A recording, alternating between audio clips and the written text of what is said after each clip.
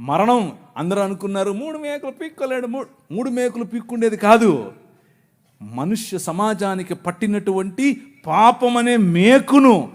ఆ మేకుకున్న ముళ్ళు, మరణం అనే ముళ్ళును విరిచి పారేయటానికి ఆయన సిలువనెక్కాడు. సిలువనెక్కి ప్రపంచాన్ని మార్చటానికి,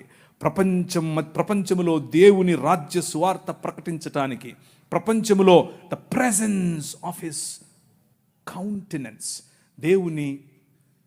సన్నిధి మన మధ్యకు తీసుకుని రావటానికి, ఇమ్మానుయేల్ అనేటటువంటి ఎక్స్పీరియన్స్ మనకి ఇవ్వటానికి, ఆయనే స్వయంగా పగటిలో మేఘస్తంభముగా, రాత్రిలో అగ్నిస్తంభముగా, నీళ్ళిచ్చు బండగా ఎలా అయితే ప్రపంచములో ప్రతి